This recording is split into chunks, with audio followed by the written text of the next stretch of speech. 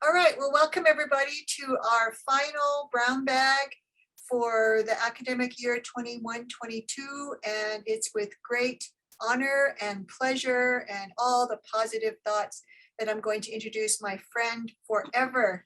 I don't know what they used to call BFF, something like that.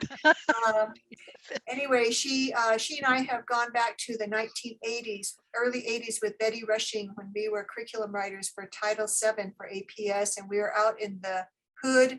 We were in a portable behind Albuquerque High writing Native American curriculum. And Christine was just a young chick then, and we had a really nice time working. But I am so proud to work with her. We just keep working together, and I love it. And I also like to do a shout out to Wendy and to Brianna, our two tech girls, women who do a lot of our work here, make it possible for this brown bag to take place. So Dr. Sims, as you know, is from Acapulco, Pueblo, and she is an associate professor in the Department of Language, Literacy, and Sociocultural Studies here in the College of Ed. She's also the director of the American Indian Language Policy Research and Teacher Training Center. She established this wonderful program in 2008. She earned and completed her PhD at the University of California, UC Berkeley, where she focused on issues of heritage language maintenance and revitalization among American Indian tribes. Her center, which many of you know her by and through, engages in public advocacy for Indigenous language maintenance and revitalization initiatives. And they provide year-round training support for Native language instructors serving in the community and school-based language initiatives. Again, some of you may know her work because you may have worked with her in this capacity.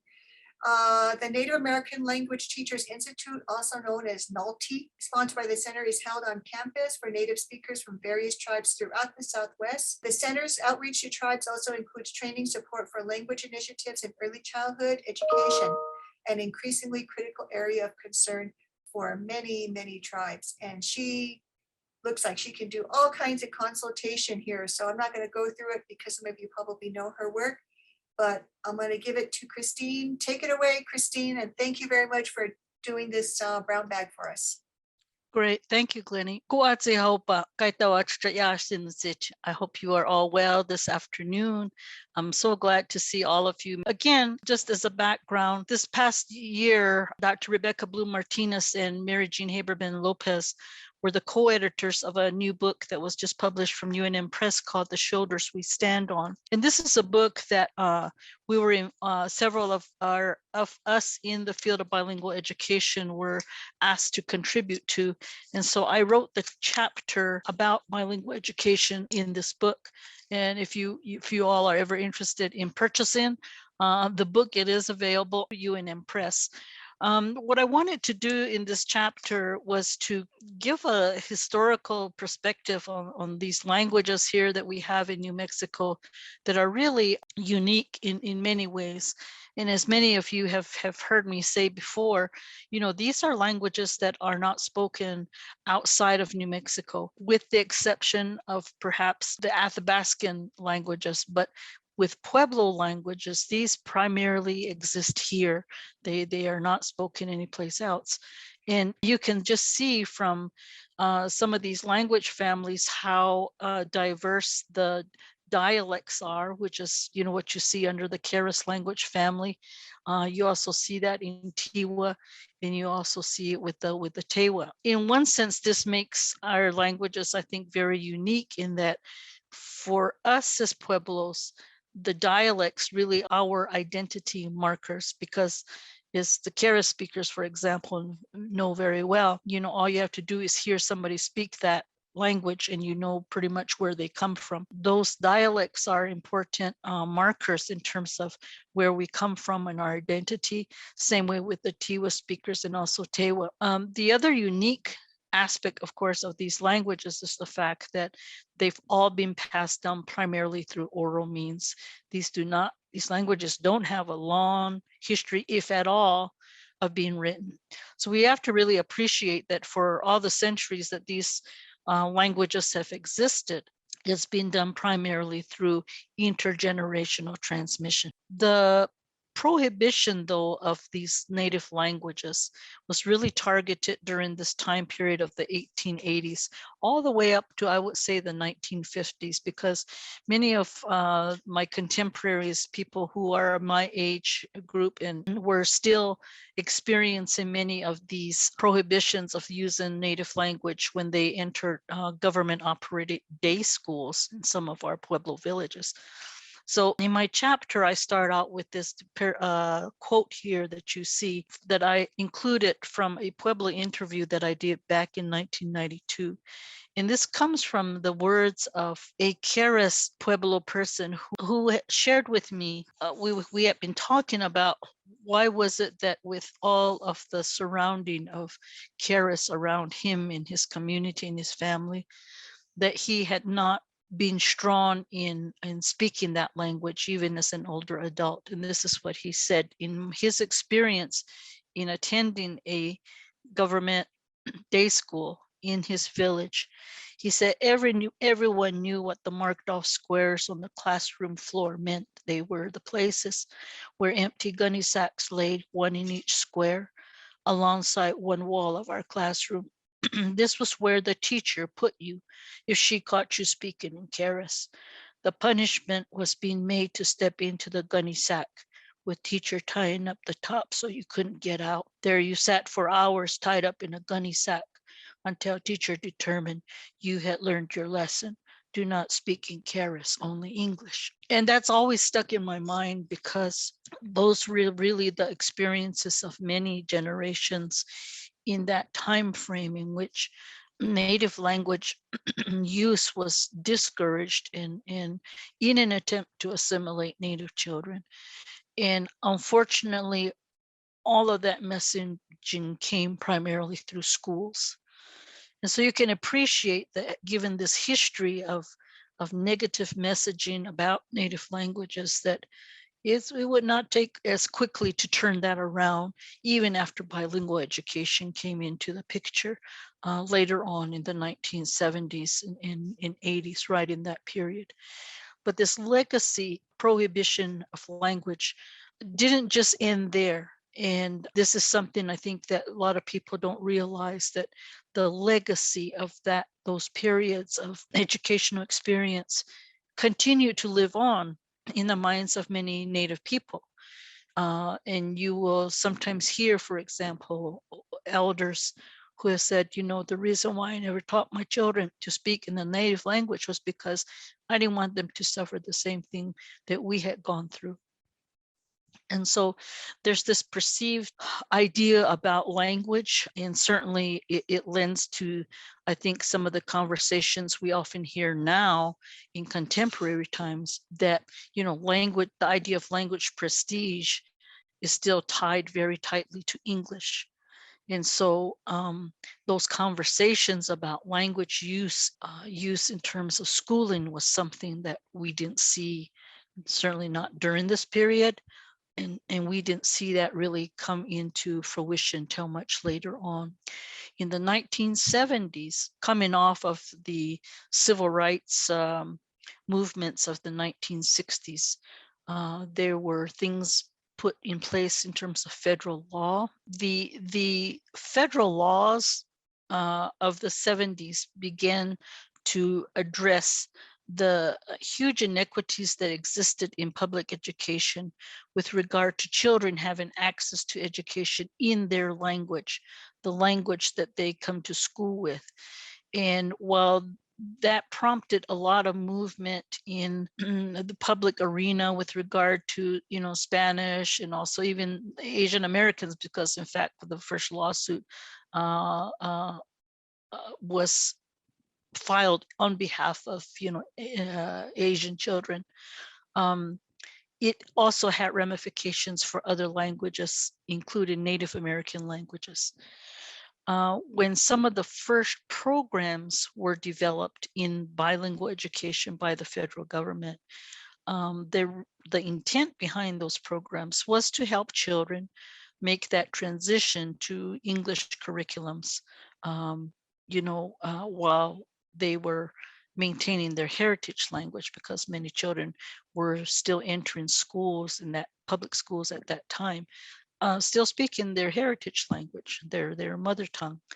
And so it wasn't so much about native language development as now we are forced to address now in this time period, but it was more, how do we help them learn the English of schooling? That was the real intent of the beginning of these bilingual education programs. And so when that opened up to Native American student populations, here in New Mexico, we saw some of the first bilingual programs established in pueblos like Acoma, Okeowinge, and Santa Clara, Zuni. Those were examples of where what they used to call Title VII federal funding monies, which came out of Washington. Those were awarded competitively, and many of our tribes first began to enter that field of applying for this bilingual funding. I know at Acoma, one of our first bilingual programs started in the 1970s and lasted pretty well into maybe the mid 1980s. During this time period, there's a couple of things I think that are especially noteworthy. Even though the intent was to help kids transition to the English curriculums of their schools, we did see some other side benefits that happened as a result of these government funds. One of them was to support some of the first cohorts we saw of Pueblo teachers being certified as regular teachers, and certainly bilingual teachers. Without that federal funding, it's probable that we wouldn't have seen as many teachers come through some of these programs. Here in New Mexico, especially with the Pueblos, there was programs through what used to be the All Indian Pueblo Council in collaboration with UNM. Some of those programs actually resulted in many women, Pueblo women, getting their undergraduate degrees in education. The other kind of thing that we saw happening during the 70s is that in some Pueblos, not all, there were writing systems being developed primarily for the purpose of producing materials that could be utilized in schools where we had bilingual education programs. And so places like Acoma, for example, in Okeowinge, Santa Clara, Zuni, they started working on developing writing systems, not to publish all kinds of public things, but mostly to create materials for classroom use. And I know at Acoma, during the time that we had a bilingual program, the Acoma staff were the ones who developed these materials. They were the fluent speakers who knew that language very well. And so those materials stayed primarily in those schools. And I know in our Pueblo, the permission to do this came with the understanding that those materials, would be used only in that school that we had on the reservation, what used to be Sky City Community School. The other thing that came out of this was an increased effort to provide more localized bilingual training programs for Pueblo language teachers. There had been none before. There was none that really existed for Pueblo languages and Pueblo language teachers. And so during the 70s, late 70s, early 80s, I was part of a group here in New Mexico, bilingual educators who created basically a program for bilingual training that we called SILNA. We called it the Summer Institute of Linguistics for Native Americans. That's what SILNA stood for. And we incorporated basically as a nonprofit organization. And there was 4 or 5 of us that were part of that incorporation, and we were able to offer summer institutes every summer, targeting not only Pueblo bilingual teachers, but also, I guess, word got out, and every summer we would also have people from out of state, native people from out of state, as far as Alaska and Canada, come into UNM campus to take advantage of that training, because we used to go for like 6 weeks. And people would basically camp out or stay on campus to take advantage of that training, which tells you that at the time, there was nothing like that that existed. So we were kind of paving new road at that time in terms of not only working with bilingual language teachers, improving their skills for bilingual education, but also those that were interested in doing some linguistic coursework. We also included that as an element back in those days. I think overall during that period of time, 70s and 80s, it was really about consciousness raised in regarding native language use, that it was okay to use your native language at school, and it was okay to be using your language for instructional purposes. Those were some of the key things I think that started to turn around that previous period that I mentioned a few seconds ago, when language use was discouraged. Here we were now in a period when it was being encouraged. And so I think even despite the fact that by the 1980s, things began to change on the federal level. And I say that because around the 1980s, there was definitely a change in government administration. It was a Republican administration in office. And during that time, a lot of things got dismantled at the government level, federal government level, to dismantle bilingual education program, and also to push back on federal funding for bilingual program. A lot of that was riding the waves of the time for English only. We saw a lot of things happening, for example, by 80s, 90s, where California, for example, was banning bilingual education programs. Arizona also was part of that. And that movement tried to come into New Mexico, but I think there was enough collaborative pushback, not only from Native Americans, but from our, Hispanic brothers and sisters in the field of bilingual education, that wouldn't allow for that to come in. But I know that it has some really serious ramifications in states like California, where bilingual programs were actually banned. They could not have bilingual education in California. Here in New Mexico, I think even before bilingual education came in, as a formal academic kind of program, we already had, in a sense, a consciousness about our own languages and how critical and crucial they were to our own cultures and our cultural identities.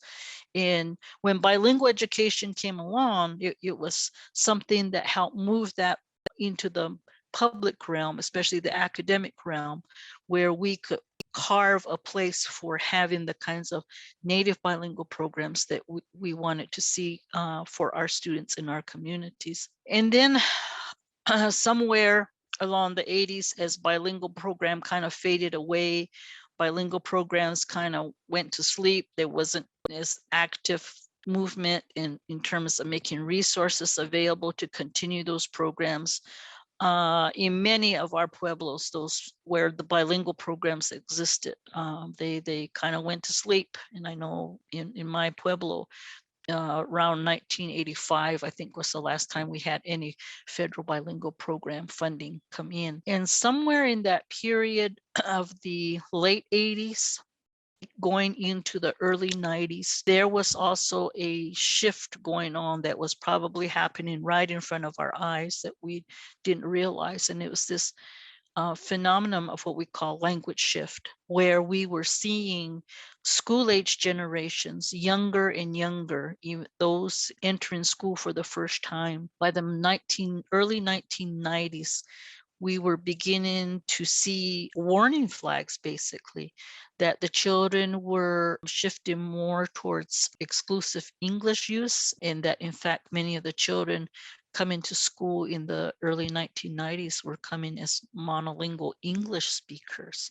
They weren't speaking native languages anymore. Things really, I think, had to radically shift, because it was we weren't serving bilingual children populations anymore, not like it had been in the past.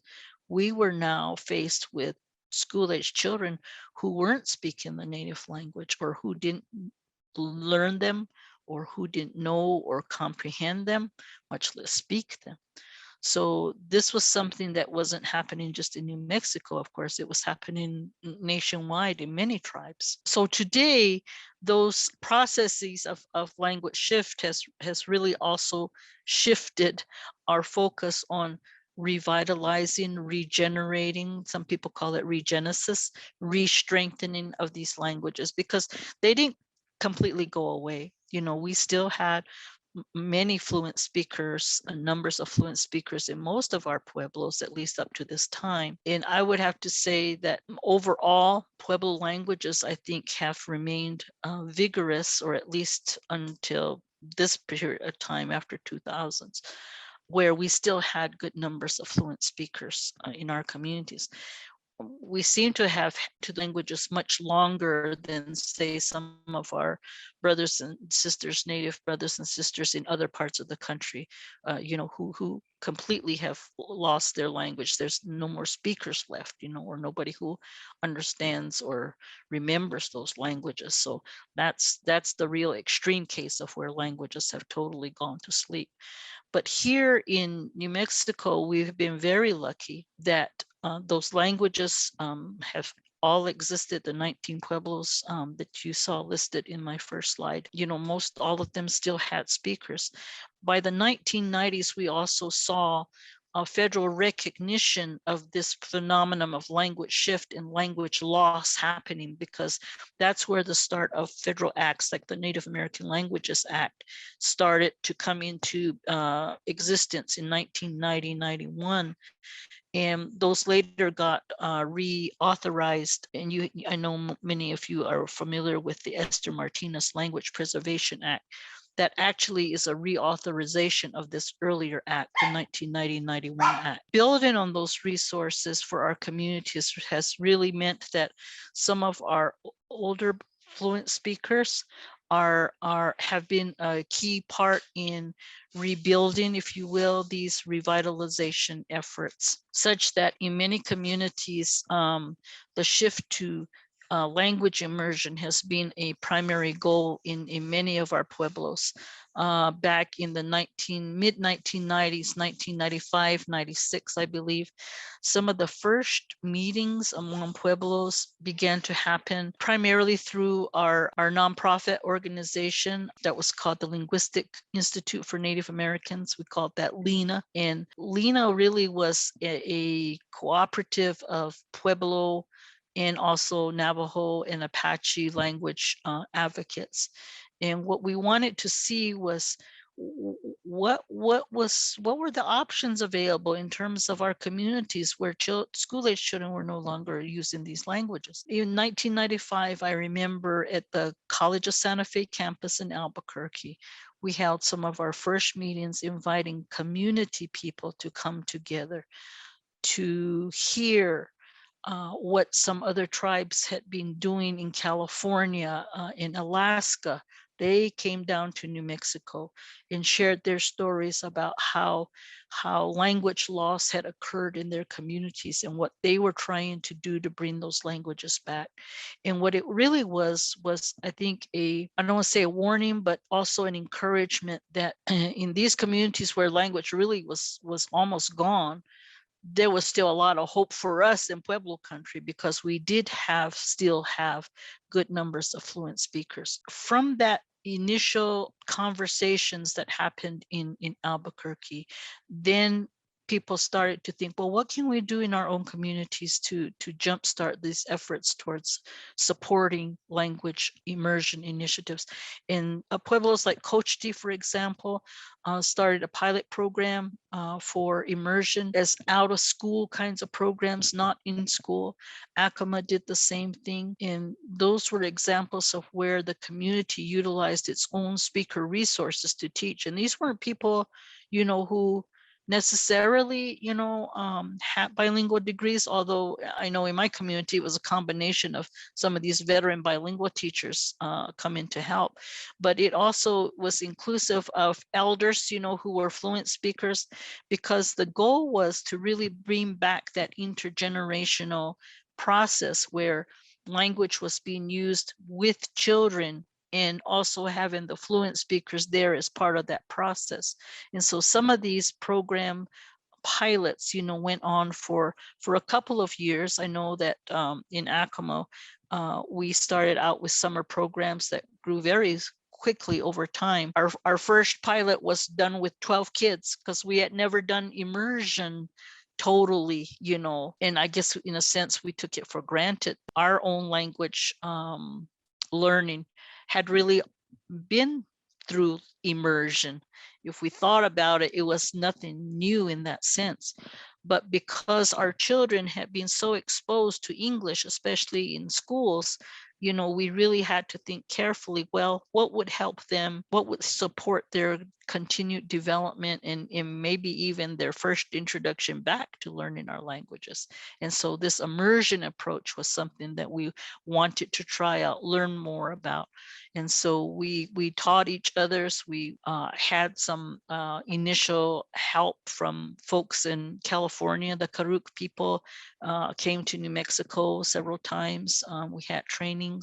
And so that's where some of these initiatives got off the ground. By the early 2000s, when some of these programs, immersion programs, began to move into the possibility of school settings as a place where we could continue summer program kinds of teaching, this really was the first time that I think schools came back into the picture, because most everything that we had done in previous years in the realm of bilingual education, now we were talking about language immersion in order to relearn a language. And this was something very different from bilingual education, where you already would have had cohorts of students speaking in that language. Well, this was not the case anymore. Many of these students did not know our languages.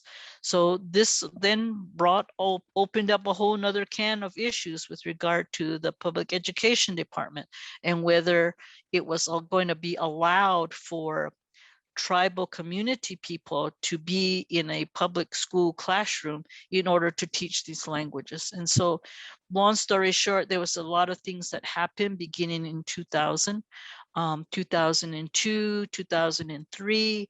There were the first conversations about creating an alternative certificated pathway for tribal members to be able to teach their language and culture in New Mexico public schools. And over the course of about 2 or 3 years, the PED, the Public Education Department, finally came to an agreement with tribes that tribes would be the ones to certify the language proficiency of their speakers.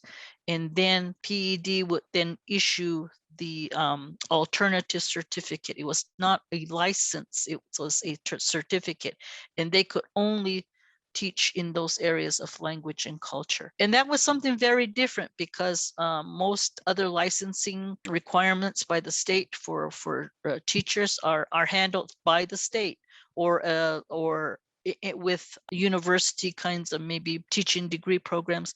But this was something very different in terms of allowing the tribes to determine the proficiency of their speakers. And if you look at it from the standpoint of just practical things, the State Department of Education did not have people who knew these languages. And I remember specifically being asked to come to Santa Fe to speak before the State Board of Education. At that time, we had a State Board of Education.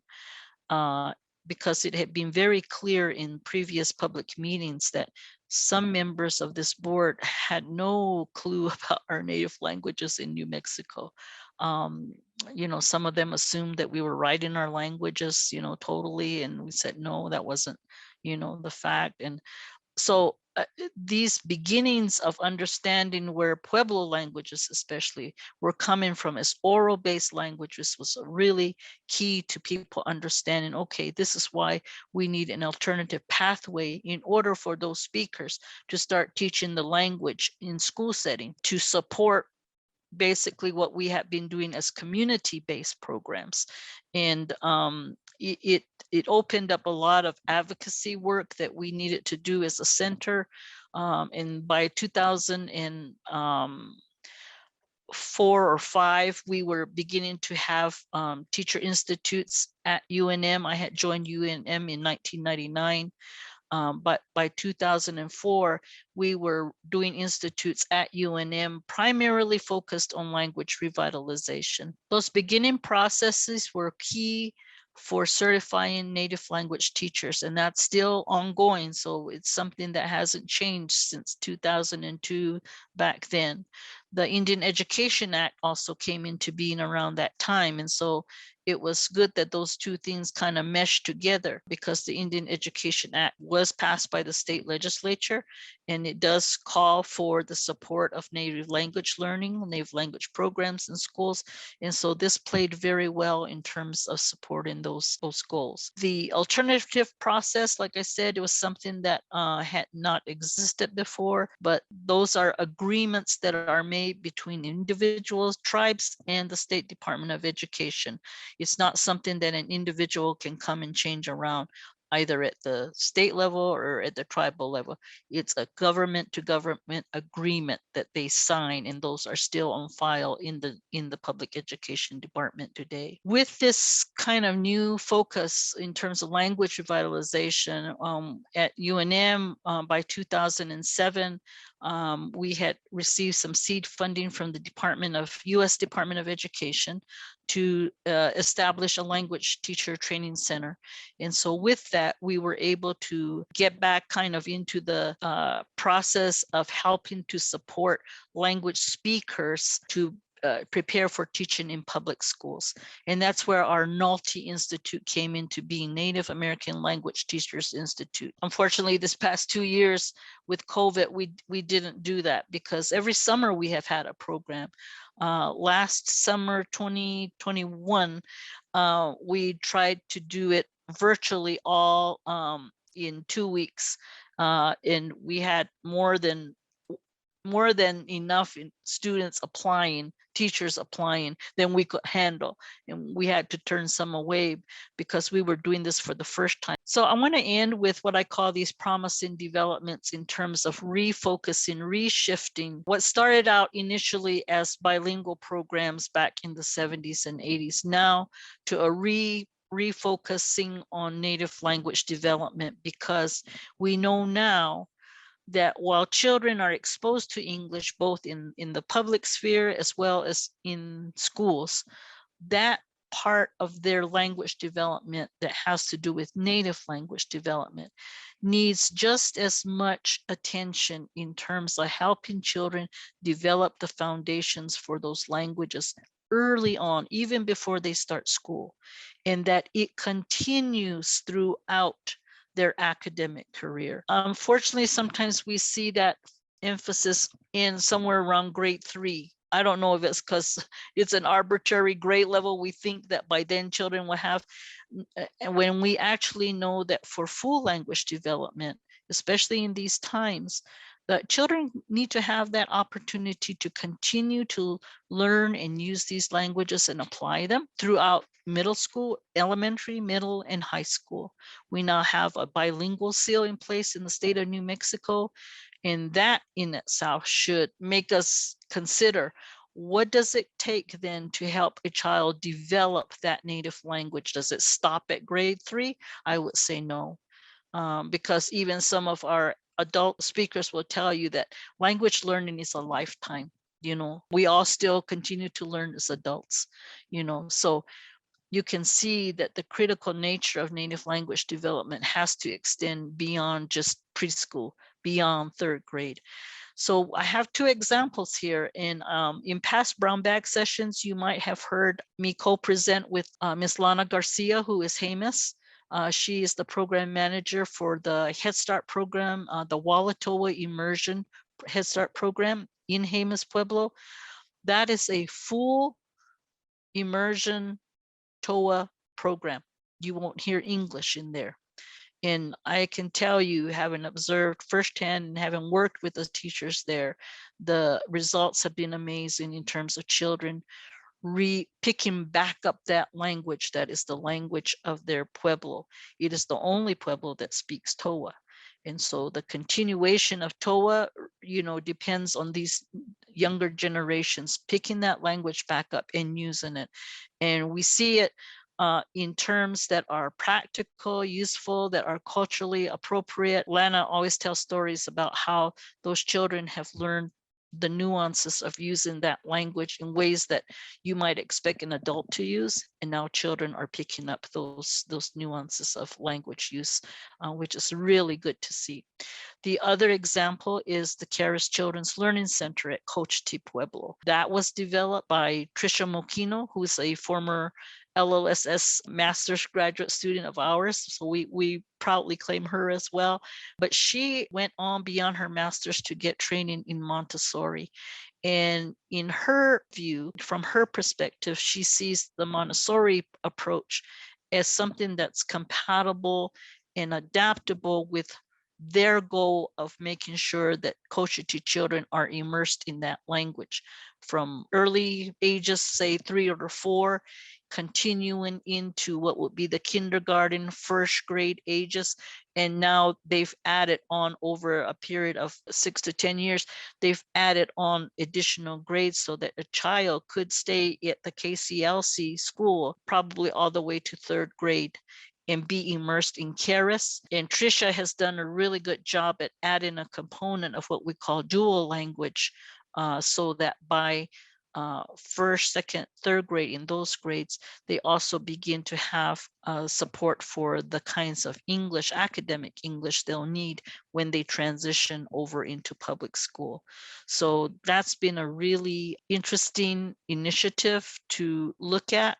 If you all have the opportunity to ever go and visit Jemez or Cochiti when things open up, I always encourage people to see these. I would hope that in the end that these kinds of initiatives will grow into more communities. It does take training, it does take planning, but we still have that resource in Pueblo country to be able to do that.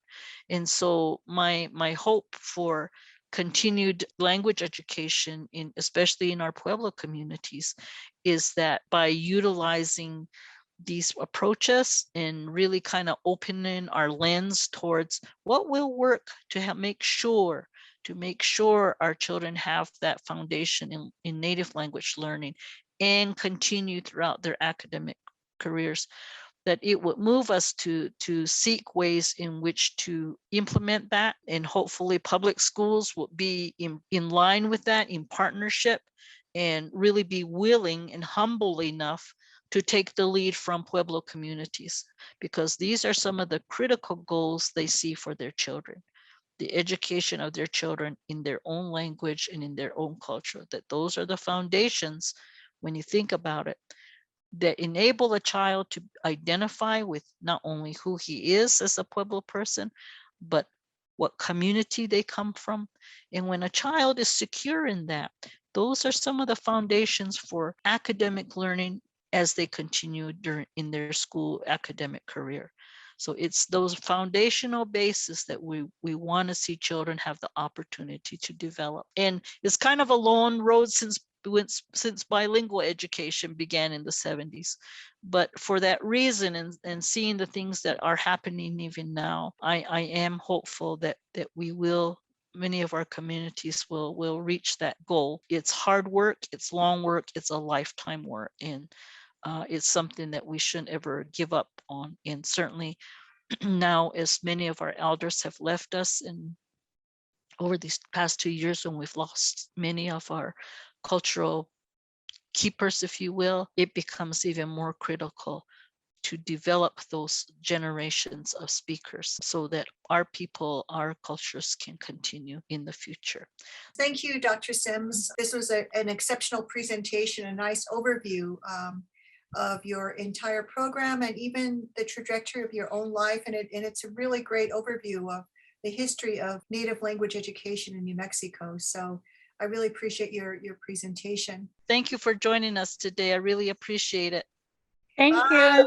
Okay. Neja, Neja, tawa eh.